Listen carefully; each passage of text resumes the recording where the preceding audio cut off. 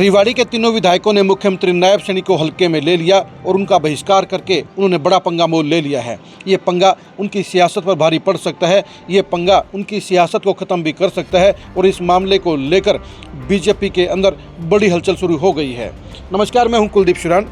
आज हम खरी खरी न्यूज़ में चर्चा करेंगे रेवाड़ी के तीनों बीजेपी विधायकों के भविष्य की, तीनों विधायकों की मिलीभगत की और तीनों विधायकों के डैमेज कंट्रोल की।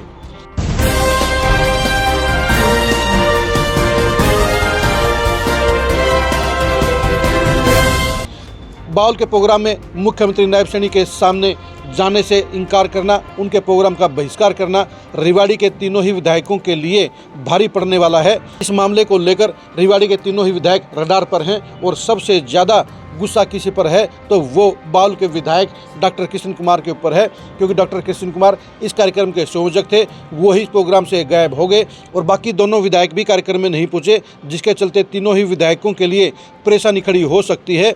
इस मामले को लेकर तीनों विधायकों ने अपनी सफाई भी देने का काम किया। बाउल के विधायक डॉक्टर कृष्ण कुमार ने कहा कि वो अचानक बीमार हो गए थे, इसलिए प्रोग्राम में नहीं आए। कोसली के विधायक अनिल दहीना ने कहा कि वो चंडीगढ़ में बिजी थे, इसलिए कार्यक्रम में नहीं पहुंचे। रेवाड़ी के विधायक लक्ष्मण सिंह यादव ने कहा कि वो विधानसभा की समिति के साथ में गुजरात दौरे पर थे, इसलिए वो कार्यक्रम में नहीं पहुंचे।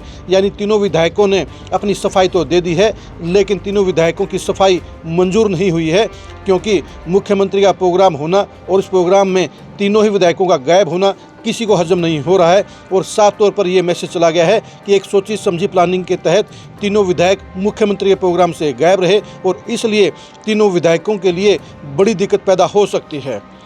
इस मामले में डैमेज कंट्रोल करने के लिए तीनों विधायकों ने कार्रवाई भी शुरू कर दी है। दो विधायकों अनिल दहीना और डॉक्टर कृष्ण कुमार ने होटल के विधायक हरिंदर कुमार के साथ मिलकर डॉक्टर अर्चना गुप्ता से मुलाकात की और इस मामले में अपना पक्ष रखने का काम किया, क्योंकि उन्हें लगता है कि डॉक्टर अर्चना गुप्ता इस मामले में संगठन को लेकर बड़ा एक्शन ले सकती हैं। इसलिए कोसली और बाउल के दोनों विधायकों ने उनसे मुलाकात की।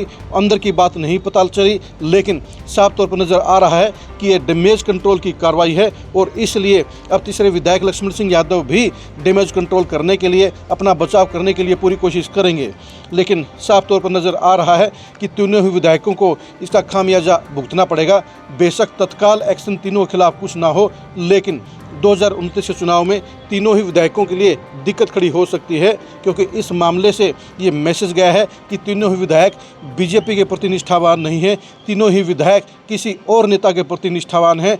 मुख्यमंत्री का बहिष्कार करके उन्होंने पूरी पार्टी को खिलाफ कर लिया है। मुख्यमंत्री का बहिष्कार करके उन्होंने प्रोटोकॉल को तोड़ने का काम किया है। मुख्यमंत्री का बहिष्कार करके उन्होंने अनुशासन को तोड़ने का काम किया है। इसलिए 2029 के चुनाव में तीनों ही विधायकों के अगर टिकट कट जाए तो इसमें कोई असरज नहीं होना चाहिए। अब देखने की बात यही है कि तीनों विधायक अपने आप को कैसे बचाएंगे, तीनों विधायक कैसे मुख्यमंत्री को मनाएंगे और तीनों विधायकों की सियासत कैसे बचेगी।